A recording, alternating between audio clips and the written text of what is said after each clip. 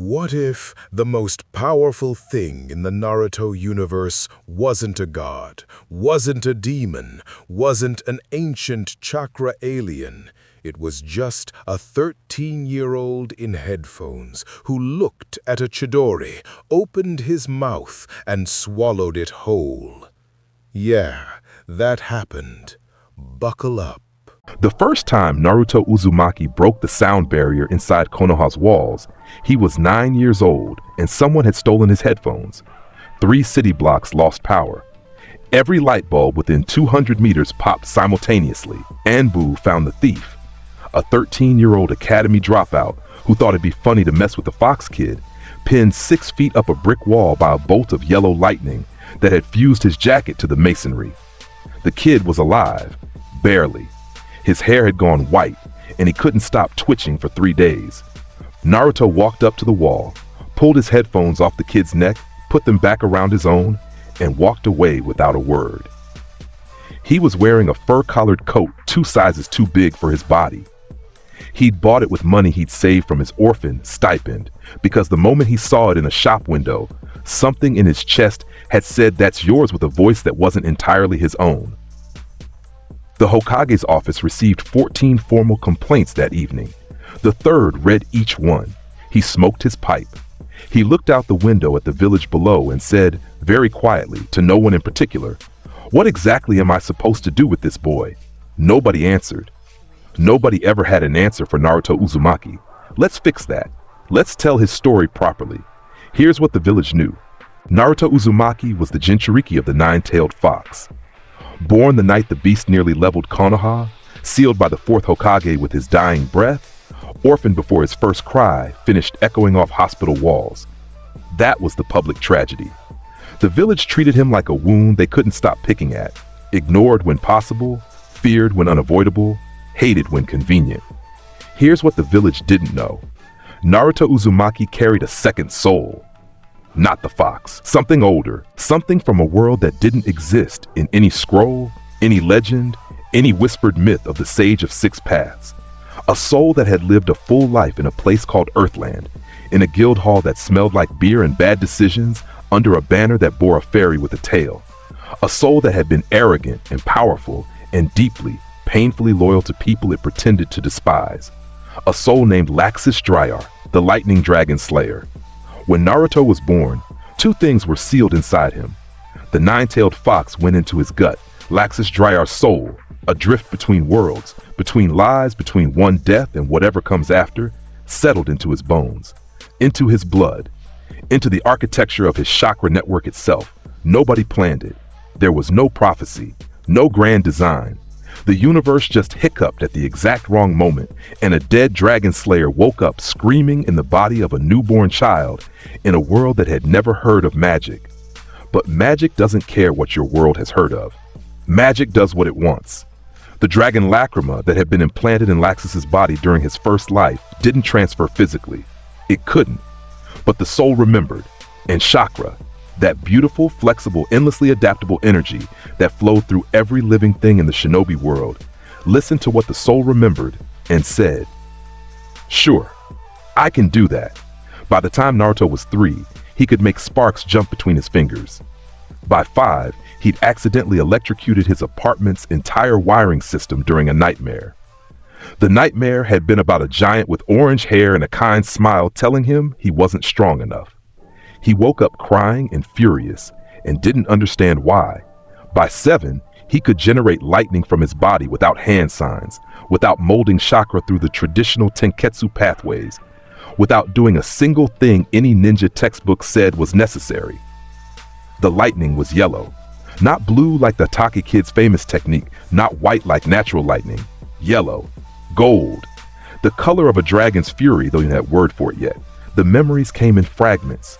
Dreams, mostly. Flashes of a life that felt more real than his actual one. A grand hall with a 2nd floor. The smell of oak and alcohol. A tiny old man with a ridiculous mustache who kept calling him grandson and looked at him with disappointment so gentle it cut worse than any blade. A team. 3 people who followed him, not because he'd earned their loyalty through kindness, but because his strength was gravitational, and they'd simply been caught in the pull. He remembered lightning. He remembered the taste of it, ozone and copper and something sweet underneath, like burnt honey. He remembered opening his mouth and drinking a thunderstorm. He remembered a name, his name. Not Naruto, not at first. Laxus. He never told anyone. Who would he tell? Huh? The villagers who crossed the street when they saw him coming? The shopkeepers who overcharged him for groceries? The third Hokage who visited once a month with candy and guilt in his eyes? No. Naruto kept the name locked in his chest like a second heartbeat. And slowly, over years of fragmented dreams and instinctive power and a personality that was growing sharper and more dangerous by the day, the boy named Naruto and the soul named Laxus stopped being two things and became one. The result was terrifying. Iruka Umino had been teaching at the Konoha Ninja Academy for 6 years when Naruto Uzumaki entered his classroom. In those 6 years, he had handled bullies, prodigies, clan heirs, traumatized orphans, and one kid who could literally control insects. He considered himself prepared for anything. He was not prepared for a 10-year-old in a fur coat who sat in the back row, put headphones over his ears, kicked his feet up on the desk, and said, loudly enough for the entire room to hear, "If you can't teach me anything I don't already know in the first 10 minutes, I'm leaving." Iruka's mouth had opened, then closed, then opened again. 30 pairs of eyes swiveled between the teacher and the student like spectators at a tennis match. "You'll stay for the full lesson like everyone else," Iruka managed. Naruto had looked at him. Actually looked at him. His eyes were blue, which was wrong somehow. They should have been orange, something in the back of his brain insisted. But the expression in them was ancient, bored, like a king being told he had to sit through a peasant's play. "Sure," Naruto said. 10 minutes. He lasted the whole class. Not because Iruka taught him anything new, but because he'd noticed a group of older students cornering a kid with round eyes and a bowl cut during the break period, and he decided he wasn't done with this building yet.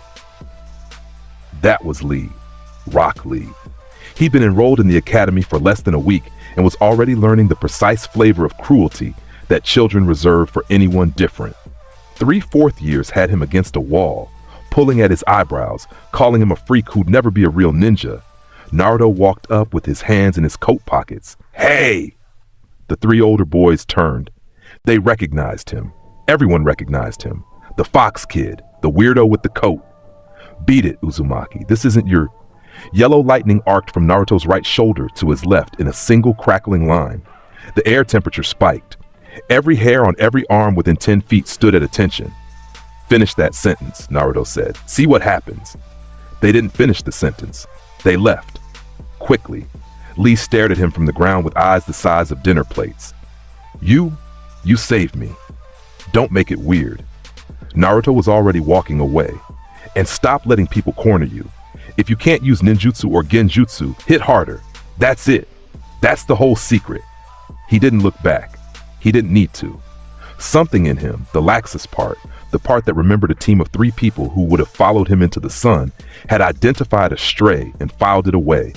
Lee would remember that moment for the rest of his life. Naruto would claim he'd already forgotten it by lunch. Both of them were lying. The academy years were not a coming-of-age story for Naruto Uzumaki. They were a hostage situation. The academy held him hostage, and he was too smart to break out early because he understood, with an instinct that predated his birth, that you didn't rise through an organization by burning it down. You rose by making everyone inside it understand that you could burn it down whenever you chose to, and simply hadn't yet. He didn't fail tests. He aced them, every single one. Written exams, taijutsu spars, weapons accuracy, chakra theory, perfect or near perfect across the board. This was not canon. This was not the dead last. This was a boy with 2 lifetimes of combat instinct layered into his nervous system, a strategic mind that had once orchestrated a coup against his own guild, and absolutely 0 patience for anyone who wasted his time. The taijutsu spars were where his reputation was built, 2nd week of the 1st year. Instructor Mizuki paired him against Kiba Inuzuka, who was loud and confident and came from a clan that specialized in close combat. Kiba swaggered to the ring grinning. "Yo, fur coat! Nice fashion statement. What are you, a pimp?" The class laughed. Naruto took his hands out of his pockets, slowly. The laughter died in stages, like candles going out one by one, as something in the room shifted, the temperature, the pressure. Something primal in 30 children's survival instincts collectively said, "Be quiet now." Mizuki called start. Kiba lunged. Naruto sidestepped, caught him by the collar of his jacket mid-rush, and slammed him into the ground so hard the packed earth of the sparring ring cracked. One move. Zero chakra. Pure physical superiority applied with mechanical precision. Kiba wheezed on the ground like a deflated balloon. "That the best your clan's got?" Naruto said, looking down at him. "Embarrassing." He walked back to the wall, put his headphones on, and leaned against it with his eyes closed. He didn't see the expression on Sasuke Uchiha's face from across the ring, a mix of surprise and something sharper, something that looked almost like hunger.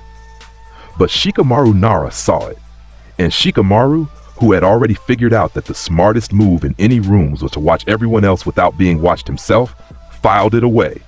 "Troublesome," he muttered. By the third month, nobody would spar with Naruto voluntarily. Iruka had to assign opponents. By the 6th month, the assigned opponents started developing convenient illnesses on sparring days. By the end of the first year, Iruka simply stopped putting Naruto in the rotation and started having him spar with training dummies instead. The dummies didn't last either. It wasn't just that Naruto was strong. Strong was Sasuke Uchiha, who was technically brilliant and ruthlessly efficient, and the class prodigy by every traditional metric. Strong was Shino Aburame, whose insects gave him a toolkit most adults would envy. Strong was even Hinata Hyuga, who was quiet and uncertain, but whose gentle fist could shut down a limb with a touch. Naruto wasn't strong. Naruto was wrong. His power didn't follow the rules. He generated lightning without hand signs. He moved faster than his body should have allowed.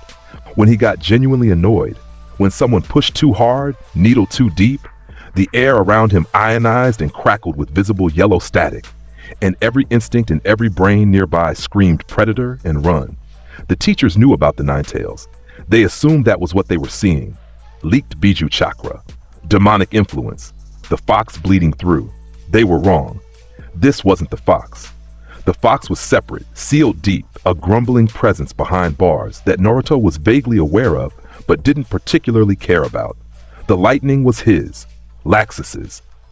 The dragon Lacrima reborn as a chakra mutation that no Hyuga's Byakugan and no Uchiha's Sharingan would ever fully understand because it operated on principles that didn't exist in this world. He was a dragon slayer in a world of ninjas. And he was bored out of his mind.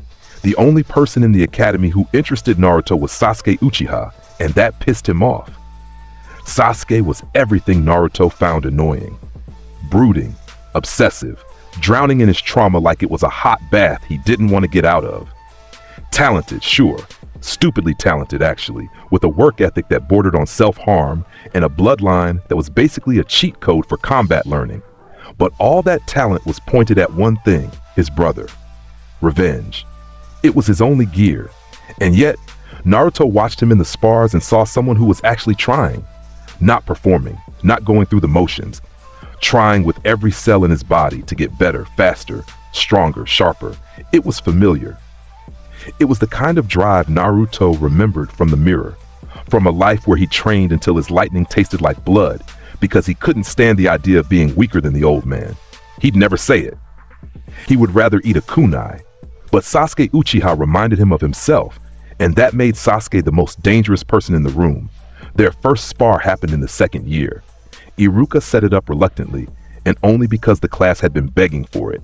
The rookie of the year versus the monster. The prodigy versus the freak. The pretty boy versus the fur coat. The class gathered in a circle.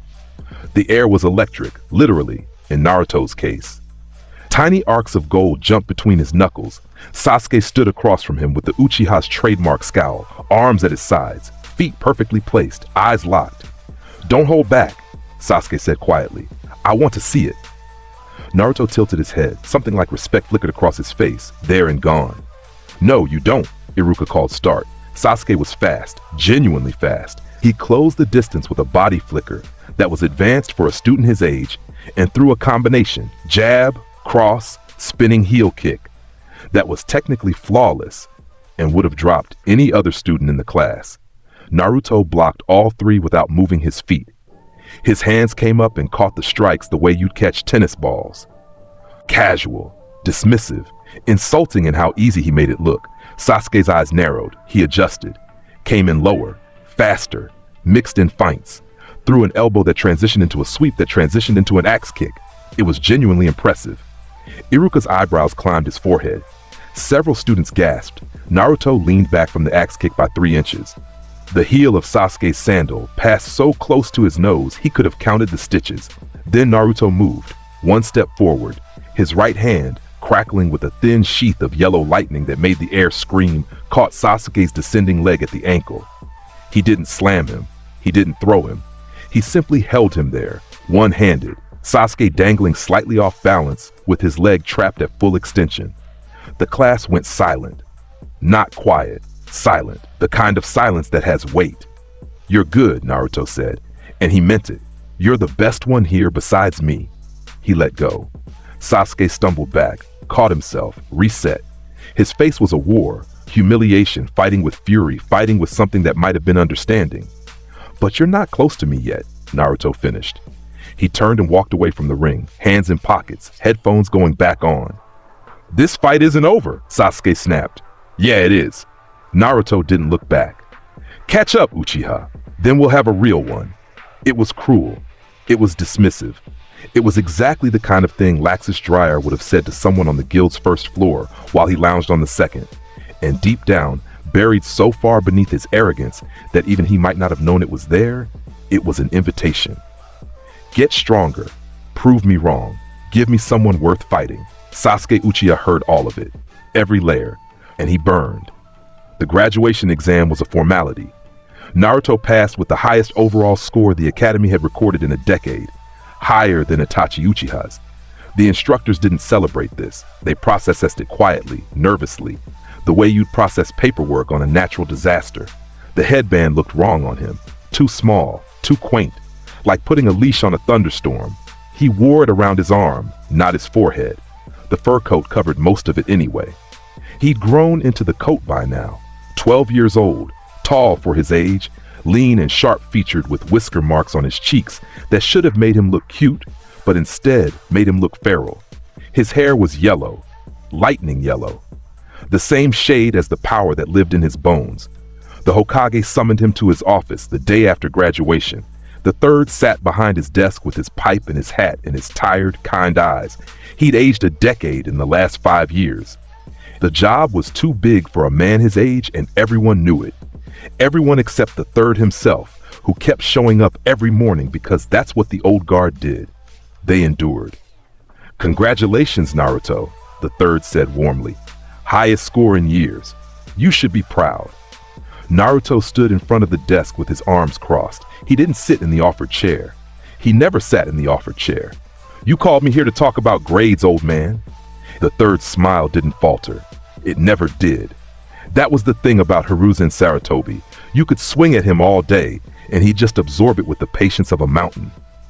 "I called you here because tomorrow you'll be assigned to a Genin team, and I wanted to make sure you understood what that means. It means I'll be carrying 2 dead weights and a babysitter for the foreseeable future. It means you'll have comrades." Naruto's jaw tightened, just barely. Most people wouldn't have caught it. The third wasn't most people. "Comrades who depend on you," the old man continued, "and who you can depend on in return. The strength of a ninja isn't measured only in individual power, Naruto. It's measured in the bonds they don't." The word came out harder than Naruto intended. A single arc of lightning popped from his shoulder. The third didn't flinch, though his Anbu detail behind the hidden panels definitely did. "Don't lecture me about bonds, old man. You sit in this chair and you lecture me about bonds when you let this village treat me like garbage for 12 years. You think I don't know? You think I'm stupid? You had the power to change it, and you chose the soft approach every single time. Speeches, policies, gentle nudges. And I grew up alone because you didn't have the spine to tell this village the truth and make them deal with it." The silence that followed was thick enough to stand on. The third Hokage looked at the boy in front of him. Not with anger, not even with sadness, with recognition. He'd seen that particular brand of fury before. In Orochimaru, who'd been disappointed in the village's weakness. In Danzo, who'd been disgusted by its softness. In every brilliant young person who looked at the system and saw its failures with perfect clarity while being too young to understand why the system existed in the first place. "You're right," the third said simply. Naruto blinked. That wasn't the expected response. "I was too soft, too slow, too willing to let time heal what needed a firmer hand. That's my failure, Naruto, and I won't insult you by pretending otherwise." The old man took a long pull from his pipe. "But you're wrong about one thing. I didn't choose the soft approach because I lack spine.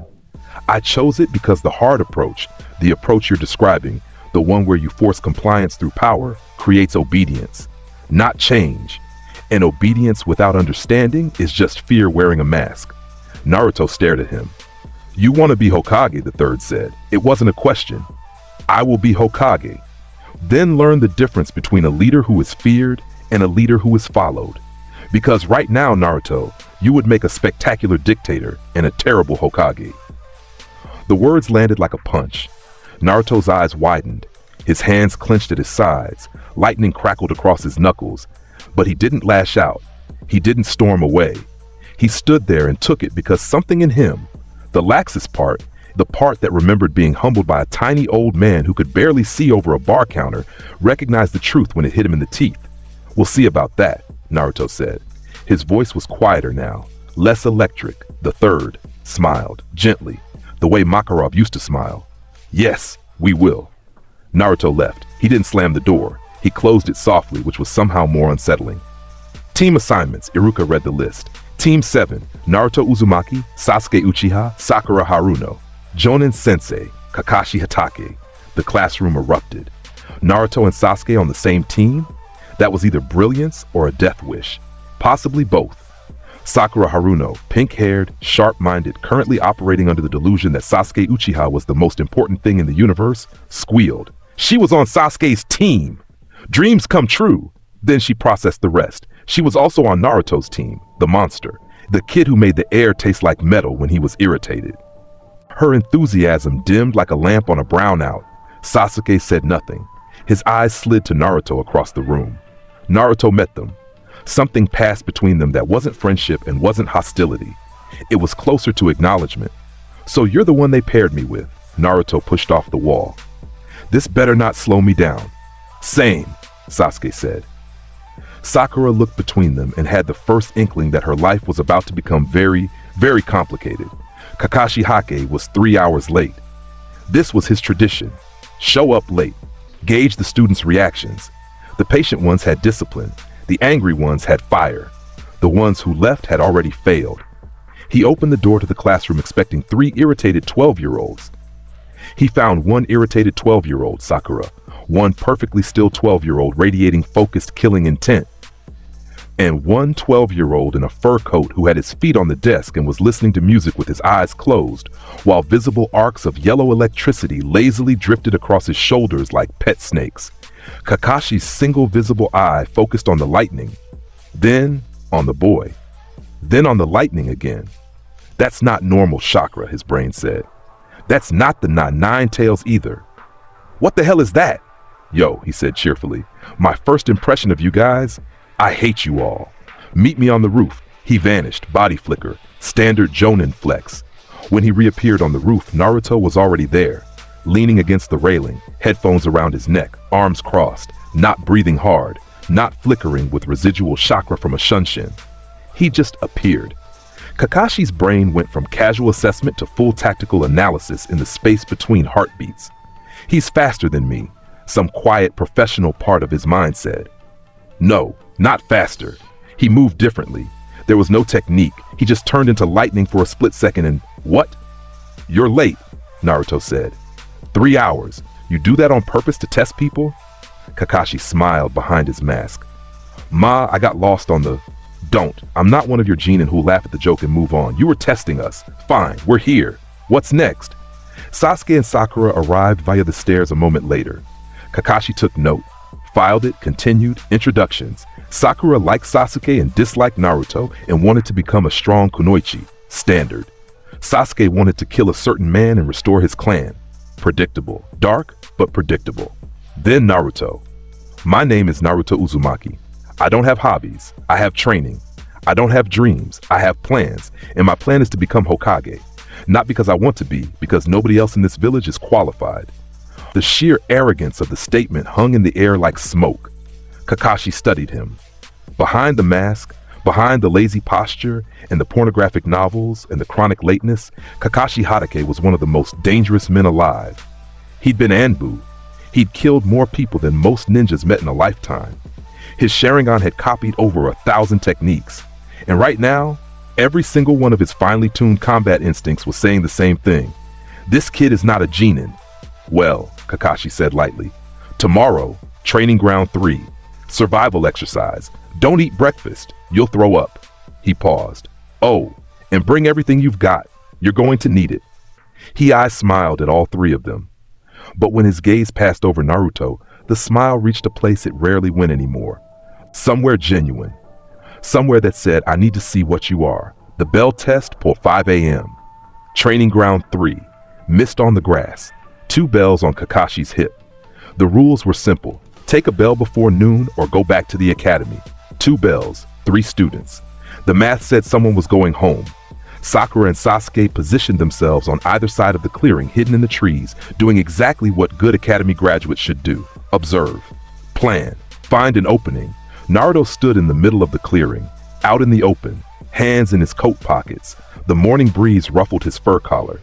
Kakashi stood across from him, Icha Paradise in one hand. His visible eye crinkled in amusement. You know, the point of this exercise is to use stealth and... No, it isn't. Naruto pulled his headphones down around his neck. The air shifted. The point of this exercise is to show you that I don't need stealth. He moved, lightning body. Naruto's body converted into pure electrical energy. He didn't run. He didn't flicker. He became lightning, a bolt of golden light that crossed the clearing in a time frame that Kakashi's Sharingan, had it been uncovered, would have struggled to track. But Kakashi was Kakashi. He was already moving before Naruto launched. The book disappeared. His hand came up in a guard. He shifted his weight, ready to redirect, ready to counter, ready to teach this arrogant kid that raw speed without. Naruto's fist materialized out of the lightning bolt and hit Kakashi's guard with the force of a collapsing building. No, that wasn't right. It hit Kakashi's guard with the force of a collapsing building wrapped in a thunderstorm. Yellow lightning exploded from the point of contact. The shockwave flattened the grass in a perfect circle. Kakashi's feet carved trenches in the earth as he slid back 12 full feet, his forearms screaming, his teeth gritted behind his mask. Lightning Dragon's Iron Fist. Kakashi's brain processed the technique in real time. That wasn't a jutsu.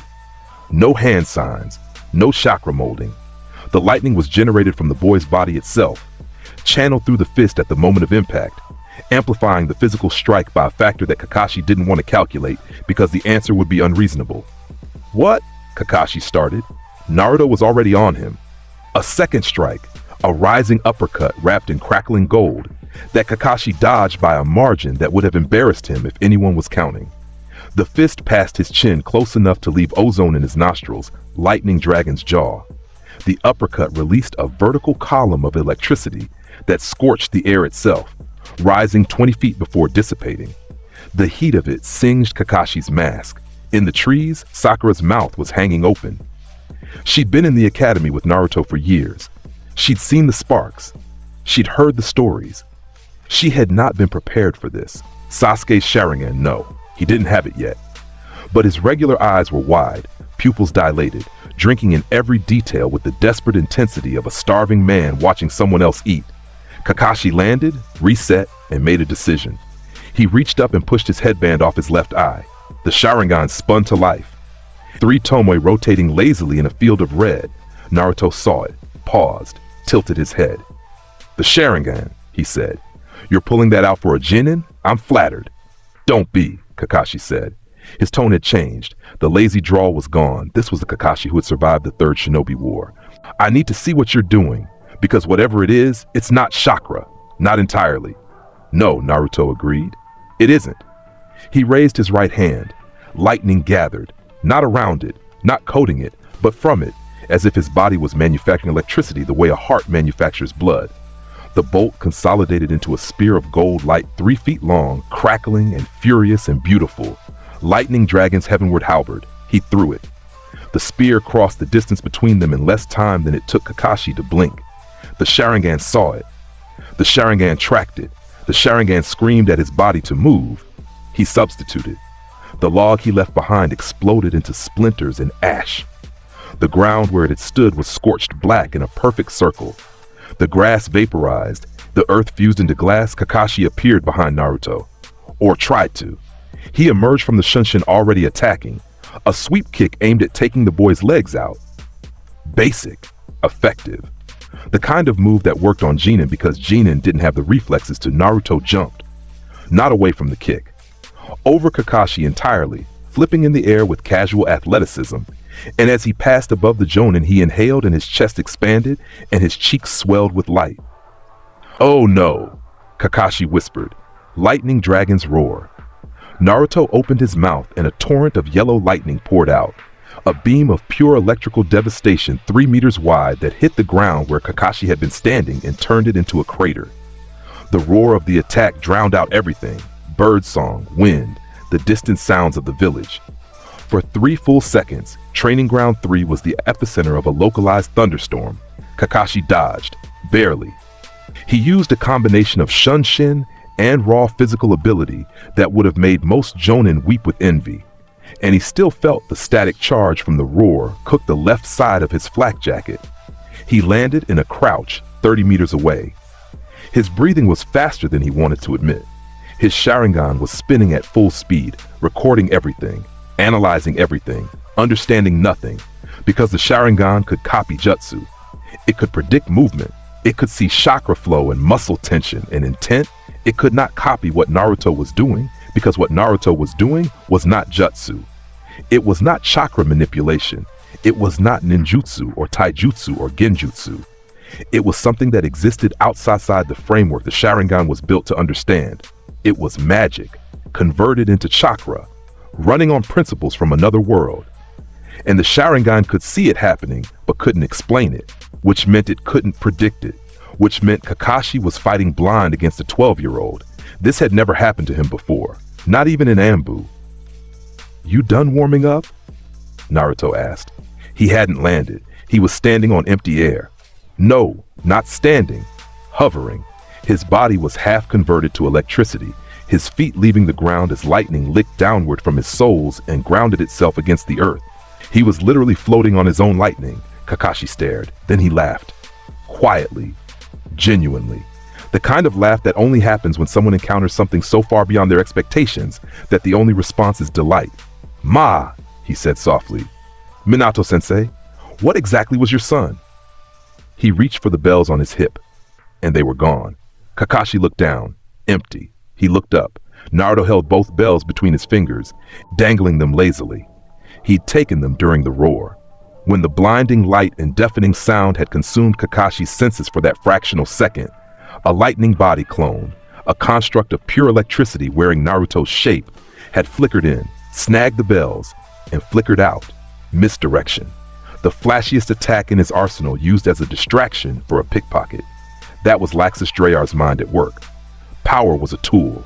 Overwhelming force was a tool. And the smartest use of a nuclear explosion was to make everyone look at the mushroom cloud while you stole their wallet. Kakashi's Sharingan spun. He hadn't even seen the clone. The roar had generated enough electromagnetic interference to blank his enhanced perception for the exact window needed. "Game over," Naruto said. He tossed one bell to Sasuke, who caught it reflexively, still half stunned from what he just witnessed. The second bell he tossed to Sakura, who fumbled it, caught it, and stared at it like it might bite her. Then Naruto walked to the nearest tree, sat down with his back against it, and put his headphones on. "Wait," Sakura said, her voice climbing. There are only 2 bells. What about you?" "I don't need a bell to prove I passed." Naruto closed his eyes. "Ask him." 3 sets of eyes turned to Kakashi. The Jonin stood in the middle of his destroyed training ground, Scorched earth, fused glass, flattened grass. He pulled his headband back down over his Sharingan, reached into his pouch and pulled out his book. "You all pass," he said. Sakura sputtered. "But the rules, he doesn't have a..." "The test was about teamwork," Kakashi said. He paused, considered. "Which technically none of you demonstrated. But Naruto did give you both his bells, which means he understood the real test and decided to solve it his own way. Or," Sasuke said quietly, "he just didn't want to carry them." Naruto's lips twitched, almost a smile. Kakashi looked at his three students, the traumatized prodigy, the book-smart fangirl, and the lightning dragon in a fur coat. He was going to need a bigger book. The D-rank missions were an exercise in endurance, not for the missions themselves, catching cats, pulling weeds, painting fences, but for Naruto's patience, which had roughly the tensile strength of wet tissue paper. He did them. He didn't complain. This surprised everyone. What they didn't understand was that Naruto had a very specific memory of being told by a tiny old man that every job in the guild was important, no matter how small, because the guild's reputation was built one mission at a time. He hated that memory. He hated that it was right. He pulled weeds with visible contempt and perfect efficiency. Kakashi watched. Kakashi always watched. The man operated on 3 speeds: late, observing, and lethal. The first 2 were interchangeable. He'd filed his report on the bell test with the third directly. He'd included everything: the lightning generation, the physical conversion, the attack patterns that matched no known jutsu classification, the power level that was, by any reasonable assessment, Jonin tier at minimum. The third had read the report, smoked his pipe, and said, "I know. You know? I've been watching that boy for 12 years, Kakashi. I know exactly what he is. I just don't know why he is." And the council believes it's the Nine Tails, leaked Biju chakra shaping itself into lightning nature. Danzo has proposed taking custody 3 times. I've denied it 3 times. If I deny it a 4th time, he'll stop asking. The implication was clear, and the third Hokage, for all his softness, for all the patience Naruto scorned him for, was willing to go to war with his own council to keep one boy free. Sometimes strength looked like lightning. Sometimes it looked like an old man saying no. The bridge builder came on a Tuesday, Tazuna, drunk, rude, terrified beneath the act. He needed protection on the road to Wave Country. He'd requested a C rank because he couldn't afford a B rank. He was lying about the danger level, and everyone over the age of 20 in the mission room knew it. The third approved it anyway. He looked at Kakashi. Kakashi looked back. A conversation happened in the space between blinks. The boy needs a real mission. He's going to eat someone alive if we send him after another cat. They set out the next morning. The attack came within the first hour. 2 Chonin, the demon brothers, Gozu and Meizu, hiding in a puddle on a dry road, which was the kind of disguise that worked on civilians and absolutely nobody else. Kakashi noticed the puddle. Naruto noticed the puddle. Sasuke noticed the puddle. Sakura noticed everyone else noticing the puddle and felt vaguely left out. Kakashi allowed the attack to proceed. He wanted to see how his team would react under genuine threat. This was standard. This was protocol. This was, Naruto was gone. One moment he was walking behind Tazuna with his hands in his pockets, his expression the same flat line of disinterest he wore everywhere. The next, the air split with a crack of thunder, and he was between the demon brothers mid-attack, one hand on each of their faces. Lightning body, Kakashi murmured from the tree line, watching, Naruto's hands discharged. Not a lethal amount, just enough to blow every circuit in 2 human nervous systems simultaneously. The demon brothers went rigid, their shuriken chains clattering to the ground, their eyes rolling back. They hit the dirt like dropped marionettes. 3 seconds. The entire engagement lasted 3 seconds. Naruto let go of their faces, wiped his hands on his coat, and turned to Tazuna. "You lied about the mission rank." Tazuna's mouth opened and closed like a fish on a dock. "You've got someone serious chasing you," Naruto continued. "These 2 are C rank at best. Whoever sent them is higher, probably A rank, probably famous." He paused. "Water Country, missing Nin. So either Zabuza Momochi or someone from his circle." The silence was deafening. Kakashi stared at his student. Sakura stared at his student. Sasuke was staring at his student with that look again. The hungry one, the one that said, "How are you this far ahead of me?" "How?" Tazuna started. Their headbands are kiri, scratched, missing 9 from the mist. The chain weapon is specific to a 2-man cell that operated under Zabuza's command. It's in the bingo book. I read it when I was 8. Naruto shrugged. We're continuing the mission. Kakashi raised an eyebrow. That's not your decision. Sure it is. Naruto started walking. You were going to continue it anyway. You let the attack happen to test us. If you were planning to abort, you'd have handled it yourself. You didn't, so we're going. He paused, glancing back over his shoulder. Unless you're scared. The corner of Kakashi's visible eye twitched. Ma, he sighed. Let's go. Zabuza Momochi appeared on the bridge like a nightmare made of mist and malice. The fog rolled in thick and cold, reducing visibility to meters, turning the world into a gray nothing. Naruto felt him before he saw him. A killing intent so heavy it pressed against the skin like wet cement. Most Genin would have frozen. Most Chunin would have frozen. It was the kind of intent that came from a man who had killed over 100 people and stopped counting because the number was boring. Sasuke's hands were shaking. Sakura had gone pale. Tazuna was one loud noise away from a heart attack. Naruto stood in the fog and felt the killing intent wash over him like warm rain. His expression didn't change. A distant memory surfaced, standing in a guild hall while a dragon's roar shook the foundation, and not flinching, because he was the lightning dragon slayer and dragons did not bow to anything. Decent killing intent, Naruto said aloud to the fog. For a human. The fog shifted. Zabuza materialized on the railing of the bridge, 7 feet of scarred muscle, his Kubikirabocho resting on his shoulder like a guillotine taking a break. His eyes, visible above the bandages, were flat and predatory. Sharingan Kakashi, Zabuza said, ignoring the kids entirely. Didn't expect Konoha to send you for a babysitting job. Ma, you know how it is. Kakashi's headband was already up, Sharingan exposed. His posture had shifted from lazy to lethal in the space of a breath. Surprises everywhere. Zabuza's eyes flicked to Naruto, just briefly, and something in them caught.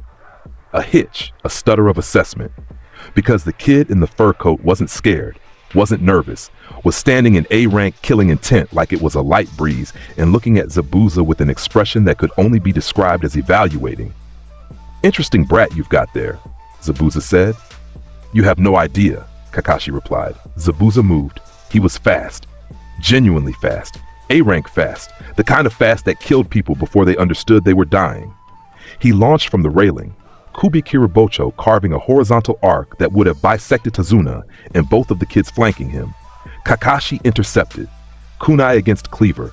The clang of metal echoed across the water. They exchanged blows, 3, 4, 5, each one powerful enough to crack concrete. Kakashi was skilled. Zabuza was a monster. It was a Jonin fight, brutal and efficient and miles above anything Genin should be witnessing. Then Zabuza disengaged. He landed on the water. His hands flew through seals. Hidden Mishjutsu. The fog tripled.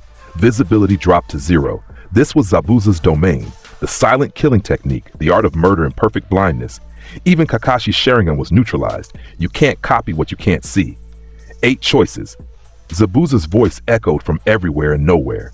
Throat, spine, lungs, liver, jugular, subclavian artery, kidneys, heart. Which will it be? Sakura whimpered. Sasuke gripped his kunai so hard his knuckles creaked. Tazuna was praying to gods he hadn't believed in since childhood. Naruto closed his eyes and smiled. Water conducts electricity. Every child knows this. Every academy student learns it in basic elemental theory. Water is weak to lightning. It's one of the first things they teach you. Zabuza had filled the area with water vapor.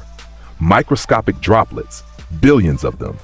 Suspended in the air, touching everything, connecting everything, creating in effect a massive continuous conductor that linked every molecule of moisture in the fog to every other molecule, including the moisture on Zabuza's skin. Zabuza had built himself a trap. He just didn't know it was a trap yet. Because no Genin, no Chunin, and only a handful of Jonin could generate enough unfocused electrical discharge to turn atmospheric moisture into a weapon.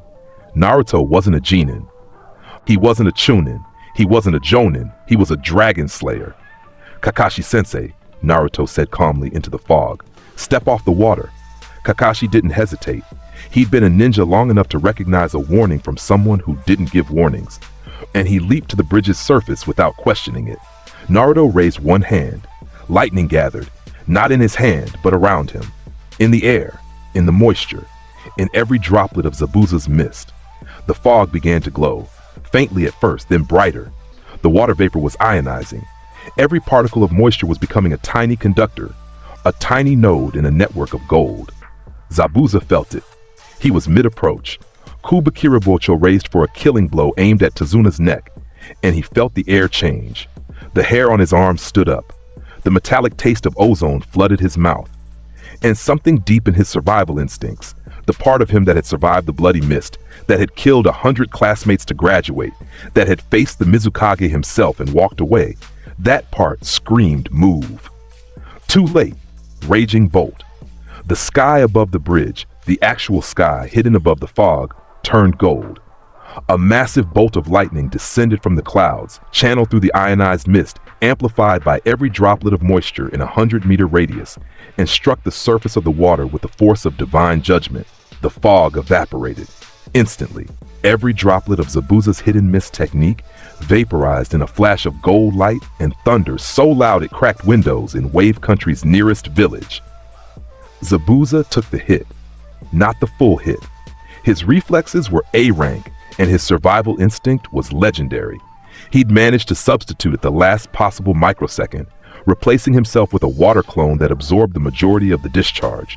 But the residual current, the lightning that traveled through the water beneath his feet, the electricity that was in the air itself, caught him. His muscles locked. His sword arm spasmed. He stumbled, dropped to one knee on the water's surface. And for the first time in the battle, he was vulnerable. And Kakashi was there. Because Kakashi was always there when it counted. A kunai at Zabuza's throat. Sharingan spinning. The lazy eye as cold as permafrost. It's over, Kakashi said. Zabuza looked past Kakashi. At Naruto, at the 12-year-old who had just turned his signature technique into a lightning rod and blown it apart with a single attack from the sky. What the hell is that kid? Zabuza breathed. Nobody answered. It wasn't a question that had a good answer yet. Senbon needles hit Zabuza's neck from the tree line. A masked figure appeared, young, slender, wearing a Kiri Hunterman mask.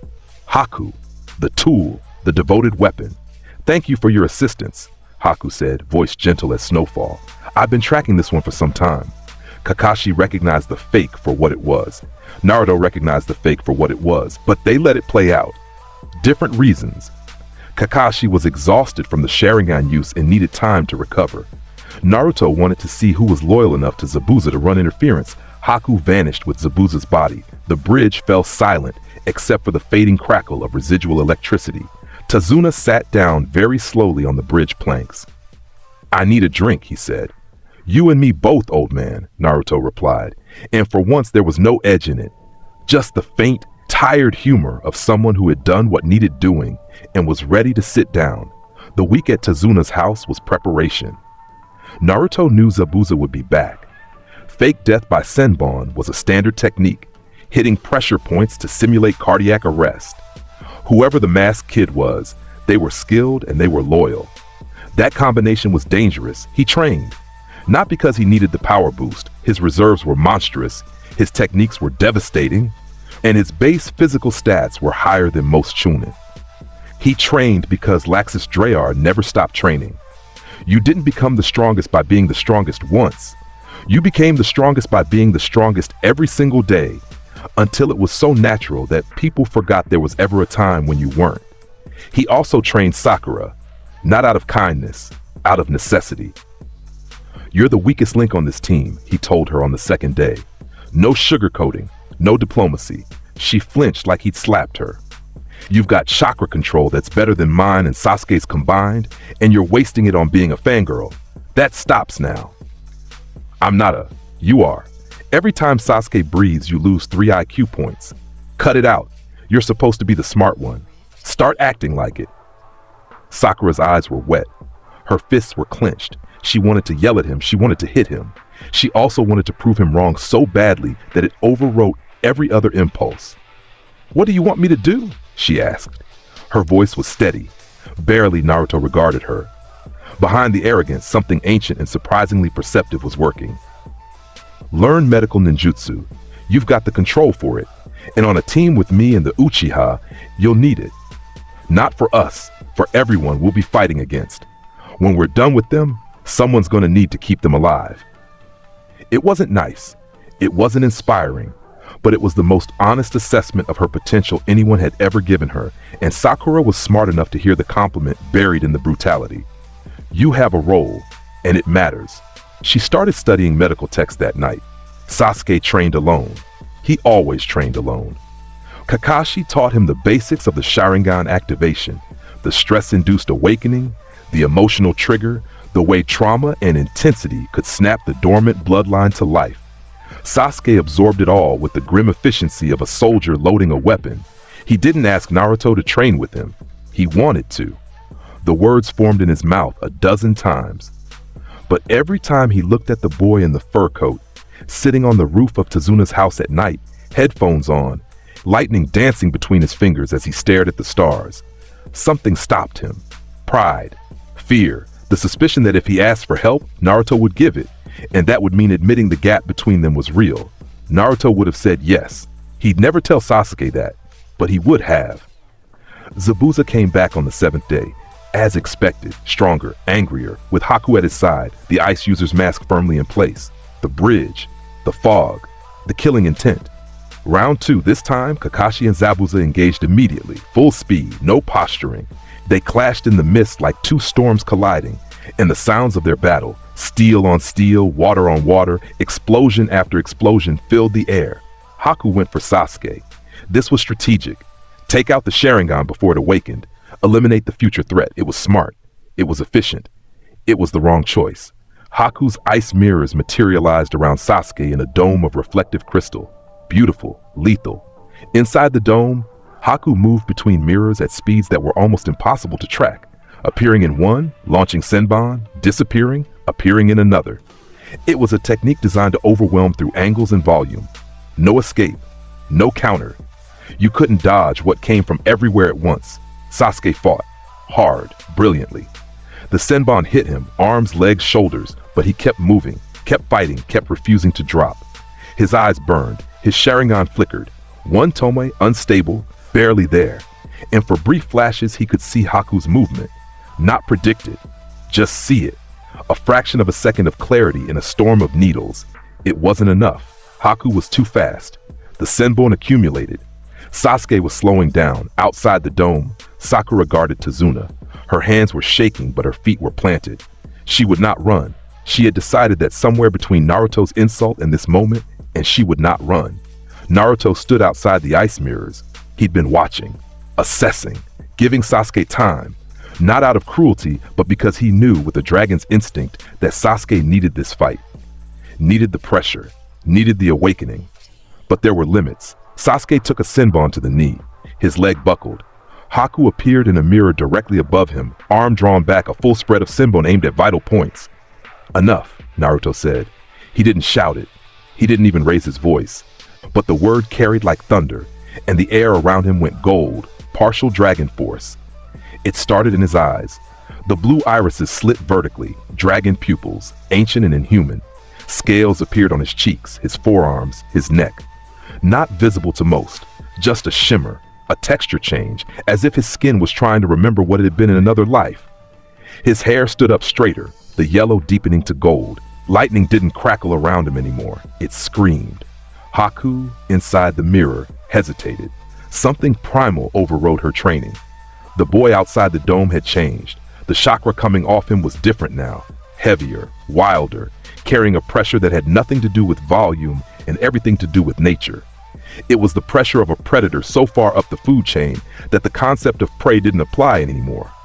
Naruto stepped forward. His hand touched the ice mirror. The mirror cracked. Then the crack spread. Then it shattered. Haku flickered, tried to transit to another mirror. Made it halfway. Naruto caught her by the wrist. Mid-transit. Moving between mirrors at full speed, in a technique that was supposed to be uncatchable, and the boy in the fur coat reached into the space between mirrors and plucked her out of it like a man catching a bird in flight. They stood there, Naruto holding Haku's wrist.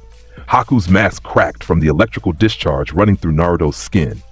Beneath the crack, a young face, a beautiful face. eyes wide with something that was not quite fear and not quite awe. "You're fast," Naruto said. "Faster than anyone I've fought at this level. And those mirrors are a bloodline, which means you can't be copied or countered through normal means." Haku said nothing. She was trying to pull free. Naruto's grip didn't budge. "So here's my offer." Naruto's voice was calm, almost casual. The voice of a man in a fur coat sitting on a second floor, looking down at someone who had just proven they were worth talking to. "Stop fighting for a dead man's dream. Zabuza's using you as a weapon. You're better than that. You've got power. You've got speed. You've got a bloodline that could change a battlefield. I can use someone like you." "Zabuza-sama is my reason for living," Haku whispered. "I exist to serve him." "No, you exist, period. What you do with that is a choice, not a destiny. The fact that no one ever showed you that isn't your fault. But now I'm telling you, so it's your responsibility." Haku stared at him. The mask fell away entirely. What was underneath was young and lost and desperately wanting to believe in something beyond utility. "If you won't join me," Naruto said, releasing her wrist, "then stay out of my way. But if you ever want a place that's more than a tool shed, find me." He turned his back on her. It was either the most arrogant thing he'd ever done or the most trusting. Laxus Dreyer had never been able to tell the difference either. The ice mirrors dissolved. Sasuke lay on the ground, bleeding from 24 senbon wounds, his Sharingan now spinning with 2 tomoe in each eye. He stared at the sky, at the gold lightning still dancing across it. "You took your time," Sasuke said. "It was meant to be bitter. It came out grateful." "You're welcome," Naruto said, and kept walking toward the real fight. Zabuza and Kakashi were deep in it. The bridge was a ruin. Chunks of concrete torn up, guardrails shattered, the surface cracked and flooded. Zabuza had summoned a water dragon at some point, and the remains of it were still pooling in every depression. Kakashi had a cut across his arm and the focused expression of a man operating at 90% capacity. Zabuza was flagging. The earlier lightning damage was still in him. His muscles twitched involuntarily. His reaction time was a fraction slower than it should have been. But he was fighting through it because Zabuza Momochi had fought through worse and survived. Then Naruto arrived, still in partial dragon force, scales on his skin, lightning in his eyes. Zabuza saw him and understood.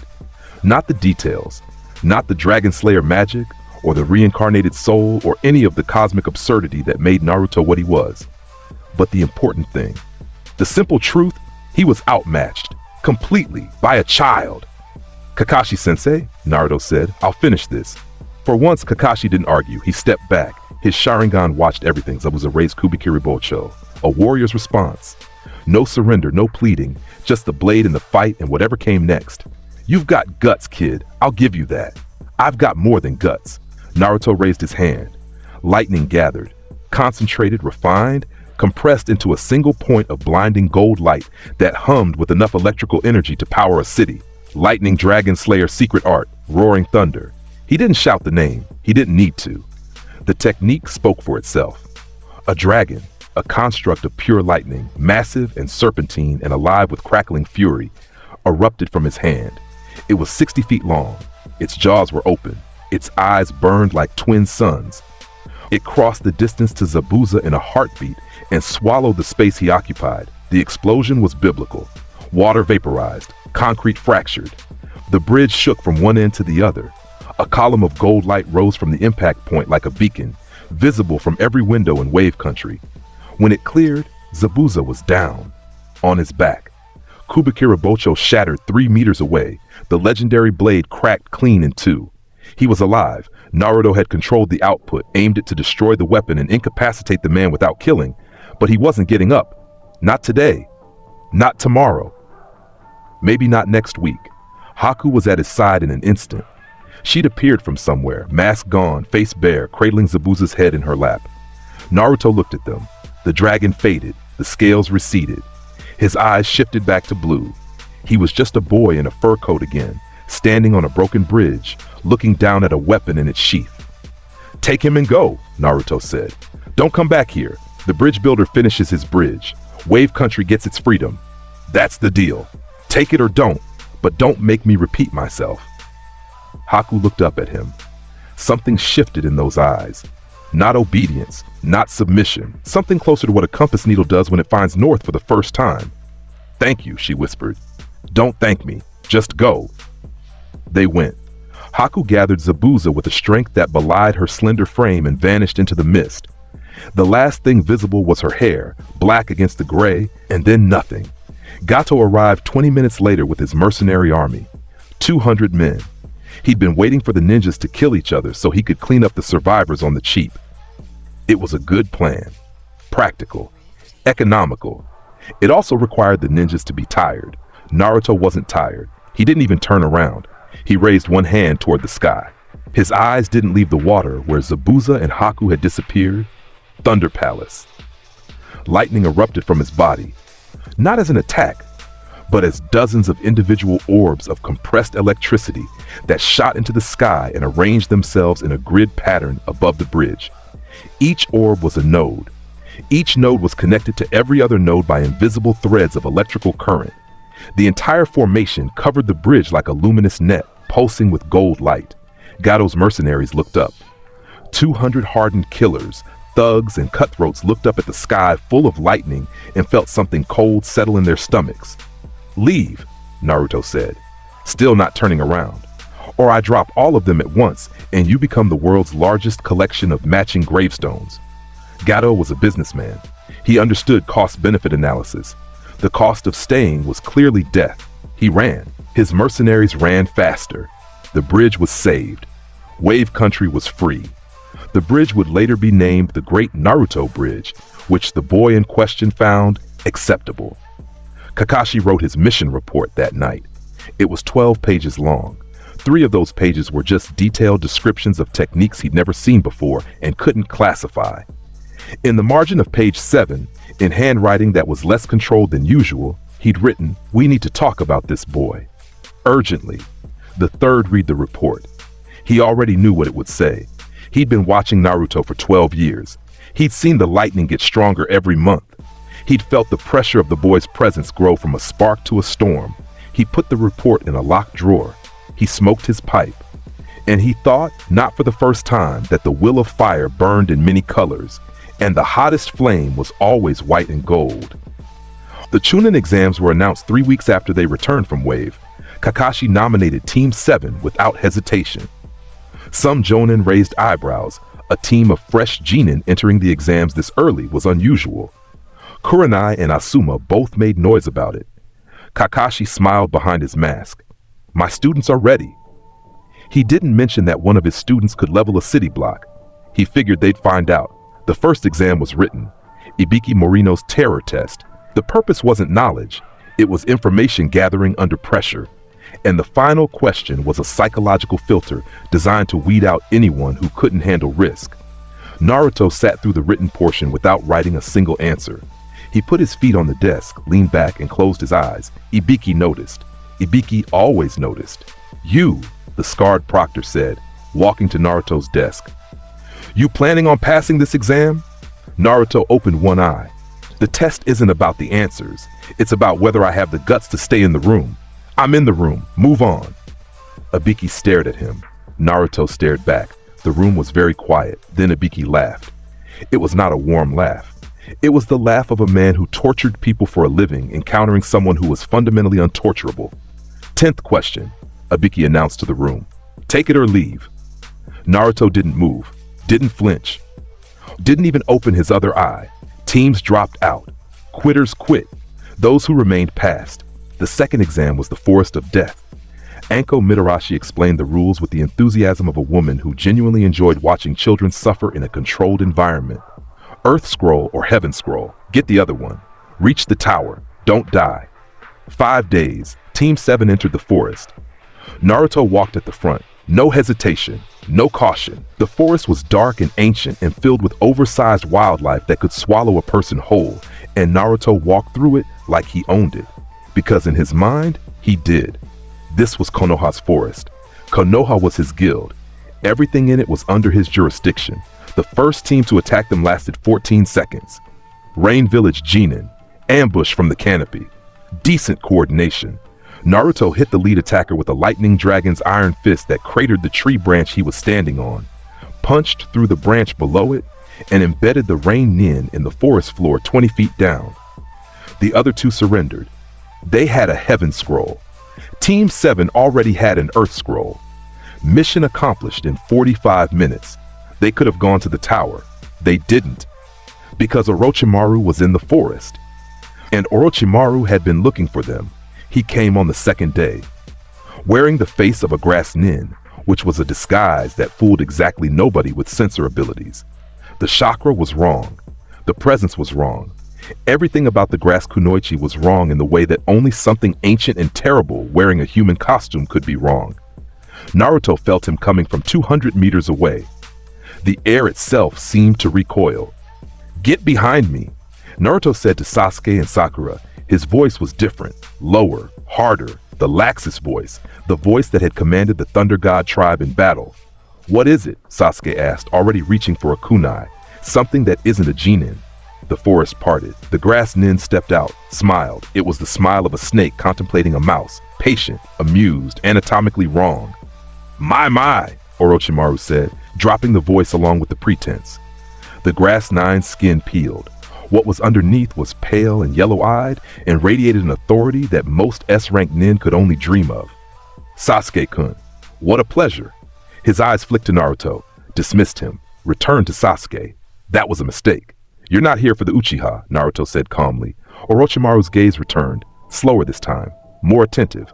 "Oh, and how would you know that, boy?" "That's because if you wanted the Uchiha, you'd have taken him while he was alone. You came to the forest because you wanted to see what Konoha was fielding. You've been watching for days, and whatever you saw interested you enough to show up in person." Orochimaru's smile widened.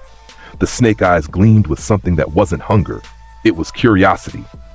Academic curiosity. The curiosity of a scientist encountering an anomaly. "You're perceptive. Minato's son, aren't you? I expected the Nine-Tails Jinchuriki to be different." "I get that a lot." Naruto didn't wait for the conversation to continue. Conversation with S-rank missing nin was a trap in itself. Every second you spent talking was a second they spent analyzing, positioning, preparing. Orochimaru was the type who could plant 3 traps in a sentence and you wouldn't notice until the poison was already in your blood. So Naruto hit him first. Lightning Dragon's Roar. The beam of yellow lightning tore through the forest canopy. Trees disintegrated. The air ignited. A path of golden devastation carved through the forest of death that would be visible from satellite imagery if this world had satellites. Orochimaru dodged. Of course he did. He was Orochimaru. He bent backward at an angle that should have broken a human spine, his body moving with the boneless fluidity of an actual snake, and the roar passed over him close enough to singe his hair. He came up smiling. "Lightning release? No, that's not a jutsu. There were no hand signs, no chakra molding. That was..." He paused. His smile faltered. For the first time in a very, very long time, Orochimaru looked genuinely uncertain. What was that? There it was. The moment. The realization. Naruto pressed forward. Lightning Dragon's Iron Fist. A right hook that turned his entire forearm into a column of electrical fury. Orochimaru blocked it with his Kusanagi, the legendary blade appearing from his mouth in a move that was equal parts combat technique and psychological horror. The fist hit the blade and the lightning discharged through it. Orochimaru's arms went numb.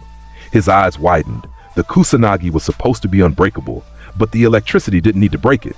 It just needed to travel through it. "You're not using hand signs," Orochimaru said, leaping back. His voice had changed. The amusement was gone. What replaced it was something sharper. "You're not molding chakra through your tenketsu. The lightning is being generated from your body itself, from your cells, your muscles, your very biology. This isn't a technique. This is a trait, a mutation." He was figuring it out. Not the truth, the Dragon Slayer part, the reincarnation, the lacrima. He couldn't know that, but he was understanding the mechanism, and for Orochimaru, understanding the mechanism was the first step toward coveting it. "You're a specimen," Orochimaru breathed. "A perfect specimen. The kind of biological adaptation that occurs once in a millennium." Lightning Dragon's jaw, the uppercut caught Orochimaru under the chin. He hadn't expected it. He'd been talking, monologuing, the fatal flaw of every genius who loved the sound of their own voice. and Naruto had closed the distance in that gap between sentences and hit him. The impact launched the Sannin 20 feet into the air. Lightning exploded upward from the strike point, a pillar of gold that lit the forest like a second sun. Orochimaru's body contorted midair. He caught himself, twisted, used a substitution to appear on a distant branch, but his jaw was dislocated. His mouth hung slightly wrong, and his yellow eyes, for one brief, beautiful moment, held something that Orochimaru hadn't felt in decades: fear, not of the technique, not of the power, of the implication. This child was generating a force that operated outside every system Orochimaru understood, and Orochimaru had spent a lifetime making sure he understood everything. The unknown was the one thing that could frighten him, because you can't immortalize what you can't comprehend. He reset his jaw with a sickening crack. His tongue ran across his lips. The smile was back, but it was thinner now, more careful. "Fascinating," Orochimaru said. "We will meet again, Naruto-kun." He turned to Sasuke, his neck extended, an impossible inhuman stretch, and he lunged for the Uchiha's throat, not to kill, to mark, to plant his curse seal, to claim what he'd actually come for. Naruto moved, lightning body. He was between Orochimaru and Sasuke before the snake's teeth could find their target. His hand caught Orochimaru's extending neck and squeezed. Lightning pulsed through his grip. Orochimaru's eyes bulged. "You don't touch my team," Naruto said. His voice was the voice of a dragon, low, rumbling, final. "You don't look at them. You don't think about them. If I see you near them again, I won't hold back like I'm doing now." Holding back. He was holding back. Against a Sannin, Orochimaru processed this. He was very good at processing information. He processed it and filed it and revised his plans accordingly. "Until next time," he gurgled and dissolved into mud. Substitution. He was gone. The forest fell silent. Naruto released the empty clone and stood there for a moment, breathing. The Dragon Force markings faded from his skin. The lightning dimmed. No, he was just a boy again. A boy who had just gone toe-to-toe with one of the legendary Sannin and made him retreat without a mark. Sasuke stood behind him, staring. His hands were shaking, not from fear, but from the overwhelming, crushing, suffocating realization of the gap between himself and Naruto. "What are you?" Sasuke whispered. Naruto looked over his shoulder.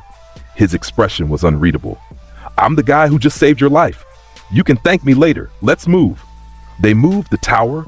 The prelims, 30-something Genin had survived the forest. Too many for the finals. So preliminary rounds, one-on-one, random matchups, immediate. The screen displayed the first fight. Naruto Uzumaki versus Kiba Inuzuka. Kiba cracked his knuckles. Akamaru barked. They'd grown since the academy. Kiba was taller, louder, more confident. He had the Inuzuka clan's techniques now, the fang over fang, the beast mimicry, the combo attacks with Akamaru. Rematch time. Fur coat.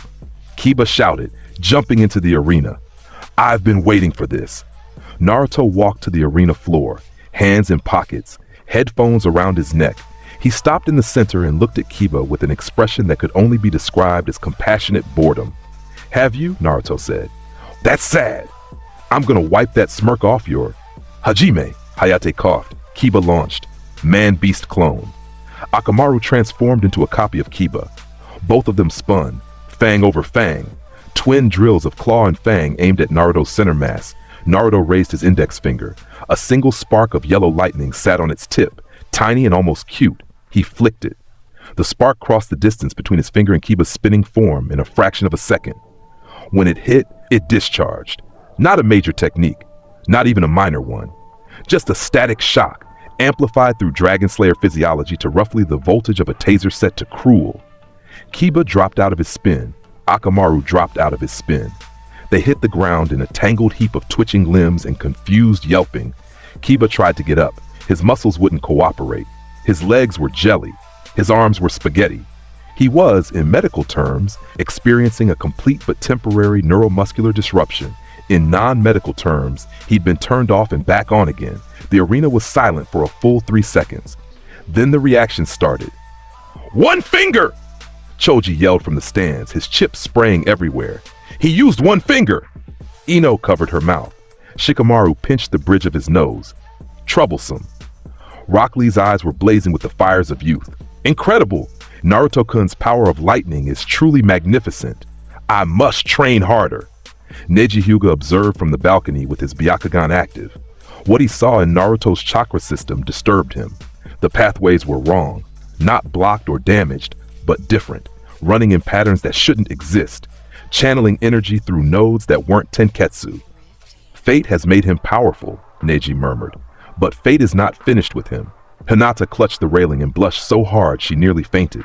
Some things were universal across all timelines.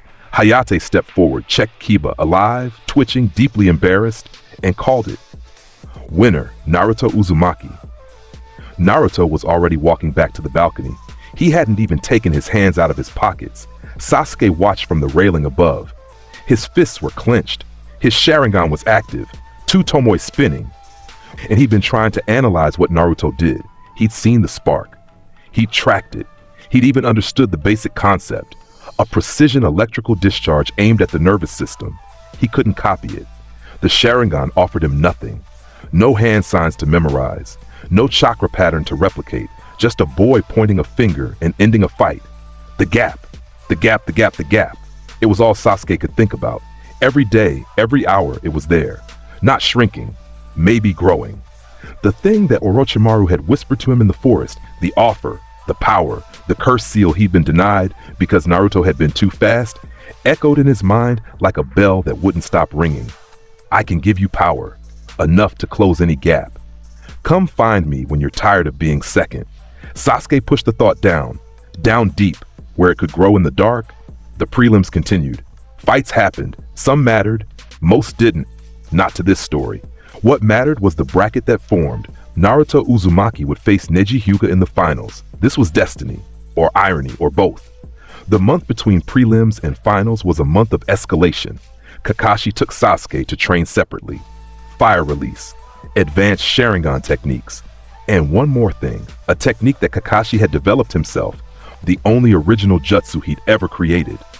A blade of lightning concentrated in the palm of the hand. Chidori, 1,000 birds. Kakashi taught it to Sasuke because Sasuke needed a weapon that could close the gap, needed something sharp enough to cut through Naruto's lightning, needed to believe, even briefly, that he had an answer. He didn't have an answer, but he didn't know that yet. Naruto trained alone. He always trained alone. He went to the top of the Hokage monument, his favorite spot, the highest point in the village, the place where lightning was closest, and he trained. Not techniques. He had enough techniques. He trained control, precision. The difference between leveling a building and cauterizing a wound, the difference between Raging Bolt and the flick that dropped Kiba, he also trained Dragon Force. The partial activation during the wave mission had been instinctive, a surge response to danger. He needed it deliberate, controlled, full. He'd never gone full Dragon Force. Not in this life. The laxest memories told him what it was, the ultimate state of a Dragon Slayer, the complete synchronization with the draconic power source, a transformation that turned a human into something between man and dragon. In his first life, it had been devastating. In this life, with chakra replacing magic, but obeying the same principles, it would be something else entirely. He didn't achieve it during the training month. He came close. The scales spread further. The slit pupils held longer. The power spiked to levels that made Anbu observers break radio silence to report in. But the full transformation eluded him. He wasn't worried. It would come when it needed to. Laxus Dryer had always been a fighter who peaked in battle, not in practice. The dragon woke up when the dragon was needed. The Chunin exam finals drew a crowd that Konoha hadn't seen since the last time two S-rank ninjas had fought within the walls. The stadium was packed. Kage-level dignitaries, daimyo representatives, jonin from 6 countries, thousands of civilians. They were here for a show. They were going to get a war. Naruto's match was third. He spent the first 2 fights on the competitor's balcony, headphones on, eyes closed, completely uninterested in the matches below. Around him, the other finalists gave him a wide berth. His reputation from the prelims had spread. The one-finger knockout was already a story that academy students were telling each other with growing exaggeration. When his name was called, he took off his headphones, placed them carefully on the railing, adjusted his fur coat, and walked down to the arena floor with the unhurried pace of a king entering his throne room. Neji Hyuga was already there. standing with the rigid posture of a man carved from stone and resentment. His Byakugan was active. His face was a mask of certain superiority. The crowd murmured. This was a clash. The monster of the academy versus the Hyuga prodigy. The freak versus the genius. Lightning versus fate. Genma, the proctor, stood between them, Senbon in his mouth. Rules are simple. Fight until one of you can't, or until I say stop. No killing, ideally. Ready? Born ready, Neji said nothing. His stance shifted, feet apart, hands raised, the opening posture of the gentle fist. 64 palms ready, rotation ready. Every technique his bloodline offered, loaded and prepared. Hajime. Neji struck first. He moved with the fluid precision that the Hyuga were famous for. Every step measured, every strike aimed at a tenketsu with surgical accuracy. His Byakugan mapped Naruto's chakra system in real time, identifying the 361 tenketsu points, calculating the sequence needed to shut them down one by one.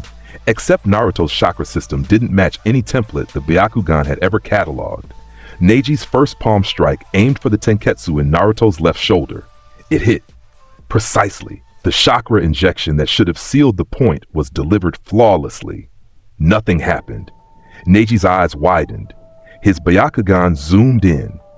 The tenketsu was there, but the chakra flowing through it wasn't flowing through it the normal way. It was traveling through secondary pathways that weren't supposed to exist, channels that ran parallel to the tenketsu network but operated on different principles. It was like trying to dam a river and discovering there was a second, underground river running beneath it that the dam couldn't reach. The Dragon Lacrima, reborn as chakra pathways that existed outside the conventional system. The Gentle Fist, the most feared taijutsu style in the world, built entirely on the premise of attacking tenketsu, was almost useless against a body that didn't rely on tenketsu for its primary power source. What? Neji started. Naruto backhanded him. It was casual, almost lazy, an open palm strike with the left hand that caught Neji across the jaw and sent him skidding back 3 meters, not enhanced with lightning, just raw physical power applied without respect. Your gentle fist won't work on me, Naruto said. My system doesn't run the way you think it does, so you've got 2 options, adapt or lose. The crowd was quiet.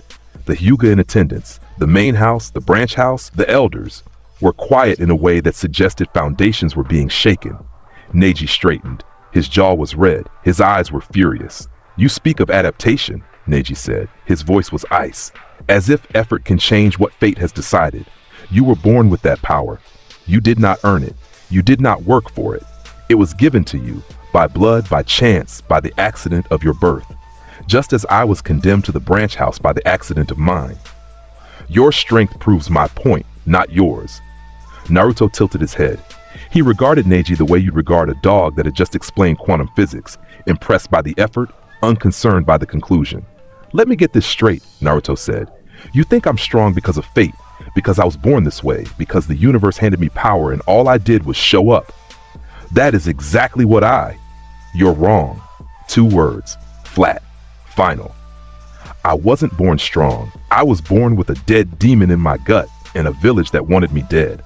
I didn't wake up one morning and discover I could generate lightning. I spent years, Neji, in an apartment by myself with no teacher and no clan and no family, figuring out what I was and learning to control it. Every technique I use, I built from scratch. Every level of power I reached, I fought for. Nobody gave me anything. Nobody trained me. Nobody held my hand. The stadium was silent. 30,000 people were silent. You want to talk about fate? Here's what fate gave me. Nothing. An empty apartment and a name that made people cross the street. Everything I am, I made. So don't stand there with your clan techniques and your bloodline and your 64 palms and tell me that I'm a product of fate.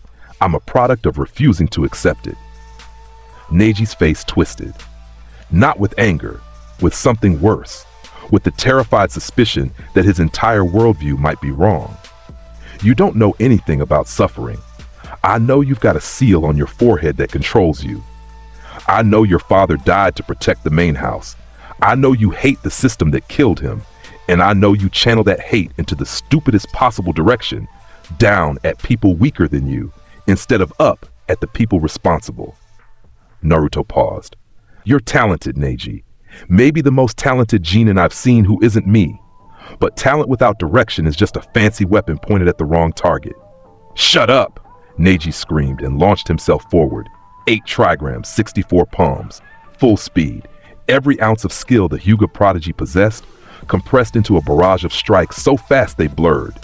Naruto took them, all of them, stood in the storm of gentle fist strikes, and let them hit because the Tenketsu shutdowns couldn't stop his Dragon Slayer pathways, and the physical damage of palm strikes against a body reinforced by draconic energy was roughly equivalent to being hit with throw pillows. 64 strikes.